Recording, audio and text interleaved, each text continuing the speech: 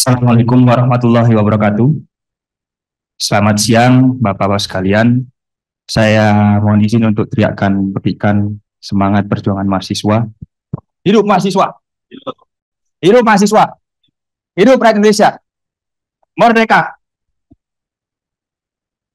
Yang kami hormati, buruh, tani, nelayan, pedagang kaki lima, pedagang asongan, seluruh rakyat Indonesia, mahasiswa, para cendekiawan, dan juga yang kami hormati, Bapak-Bapak sekalian.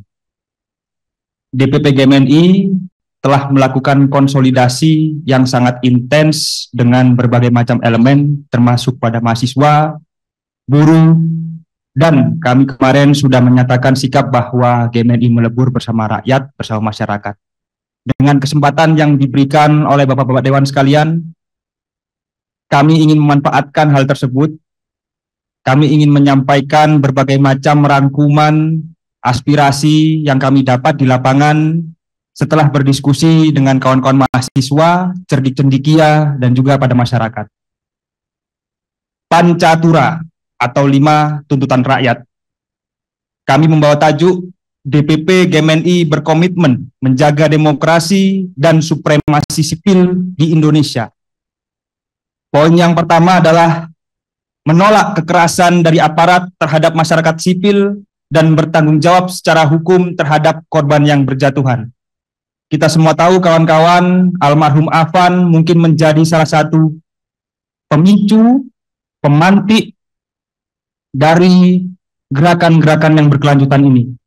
Tetapi kita juga tidak boleh lupakan beberapa kawan kita, korban-korban yang sudah berjatuhan dan berguguran selayaknya pahlawan demokrasi di Indonesia.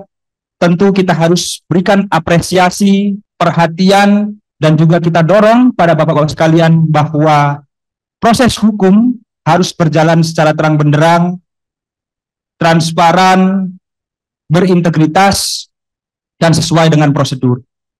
Yang berikutnya, bentuk tim investigasi aksi makar dengan independen dan transparan yang melibatkan masyarakat sesuai dengan konferensi pers Presiden pada 31 Agustus 2025.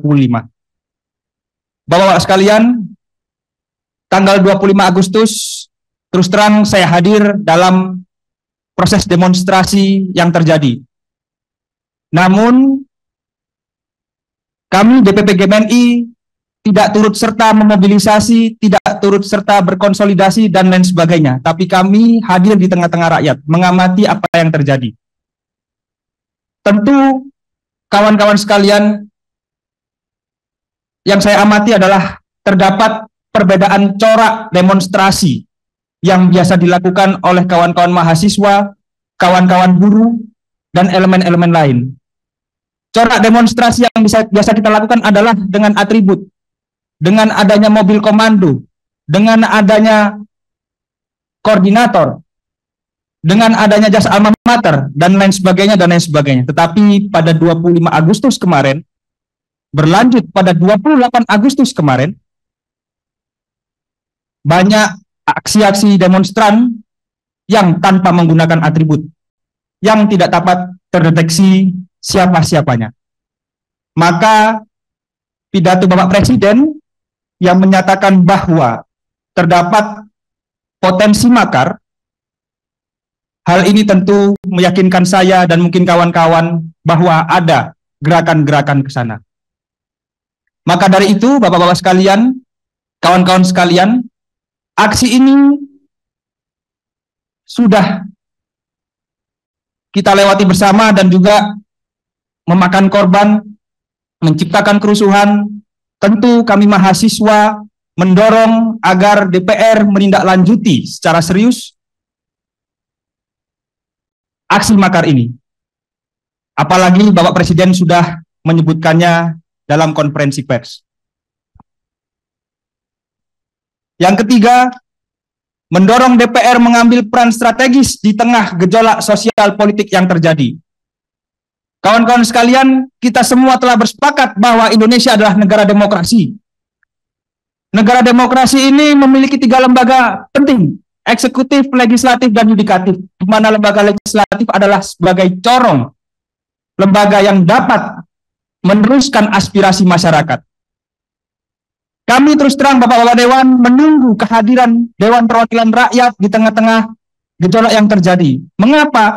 Karena agar masyarakat, mahasiswa tidak terbenturkan oleh aparat, agar ruang-ruang diskursus, dialog, dan lain sebagainya bisa kita kemas, bisa kita dialogkan tanpa kerusuhan-kerusuhan yang terjadi. Mahasiswa telah aktif, kami mengharapkan bahwa DPR juga dapat mengaktifasi diri, mengambil peran yang strategis di tengah-tengah masyarakat, sehingga ke depan apabila ada gejolak-gejolak yang demikian, maka korban-korban bisa minimalisir kejatuhannya.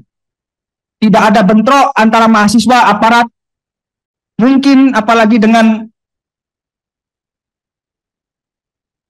TNI. Ini yang perlu kita hindari, sehingga di negara demokrasi ini supremasi sipil dapat terus terjaga. Yang keempat, mendorong DPR mendengar aspirasi rakyat terkait pembahasan RUU dan kebijakan prioritas. Bapak-bapak sekalian, mohon izin, sejak 5 tahun yang lalu saya turut serta berdemonstrasi bersama dengan mahasiswa. Tuntutan saya tahun 2019 saat itu adalah tolak RUU revisi Undang-Undang KPK. Sampai sekarang tuntutan-tuntutan itu tidak pernah ada yang goal, tidak pernah digubris. Tidak hanya RUU tersebut atau undang-undang tersebut, ada undang-undang seperti perampasan aset, RUU perlindungan pekerja rumah tangga, RUU masyarakat adat, RUU TNI Polri, RUU KUHP, dan RUU lainnya yang setidaknya 5 tahun kebelakang ini kami mahasiswa konsisten untuk serukan, namun mungkin sangat sedikit yang goal. Tentu ini menjadi catatan bahwa DPR hari ini kami harapkan dapat menindaklanjuti rancangan undang-undang tersebut yang belum selesai tersebut, yang menjadi tuntutan masyarakat tersebut. Karena yang kami khawatirkan, ketika ada aksi penunggangan, ada aksi provokasi, dan seterusnya, kawan-kawan mahasiswa juga terpantik. Kenapa? Karena ada akumulasi dari tuntutan-tuntutan kami yang kemarin belum terwadahi. Jadi kami mohon hal tersebut dapat menjadi perhatian Bapak-bapak sekalian.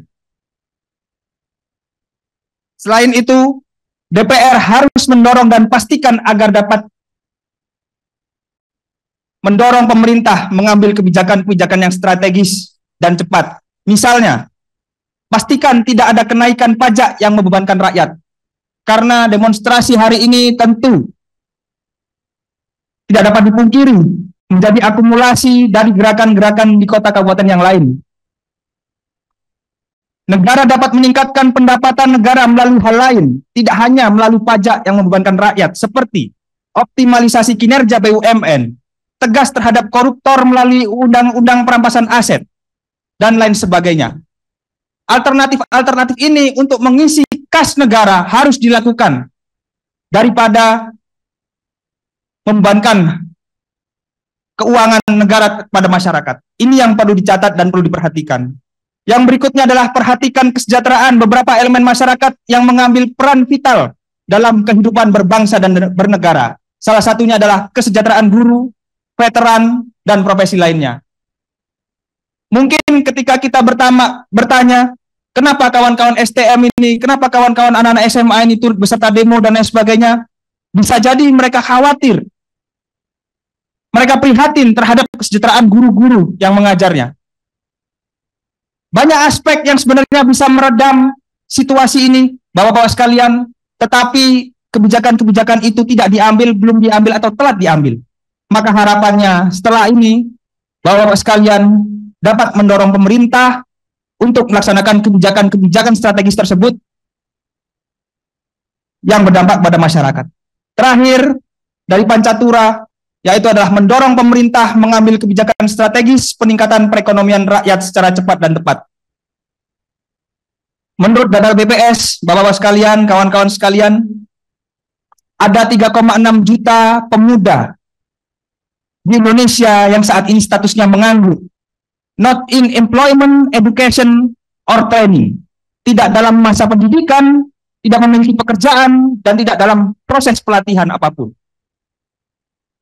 Kami pemuda memiliki banyak kawan, ratusan mungkin ribuan di sana, yang memiliki masalah-masalah sosial seperti terjerat pinjol, seperti ketika melamar pekerjaan selama 1 tahun, 2 tahun, mereka masih menganggur, tidak memiliki kerjaan yang formal, tidak memiliki pekerjaan yang tetap,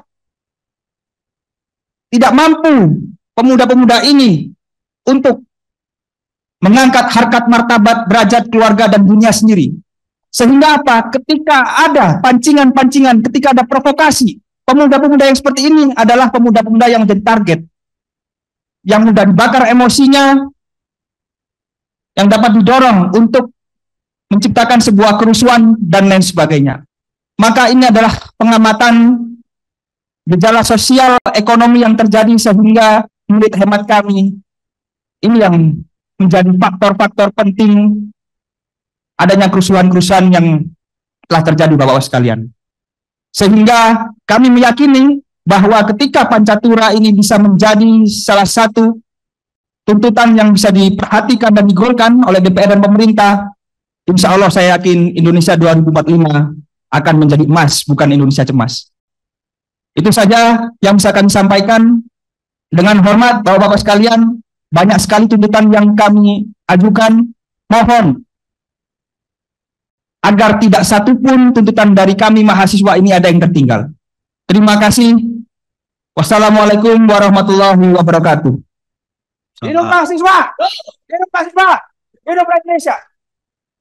Terima kasih dari kawan GMNI.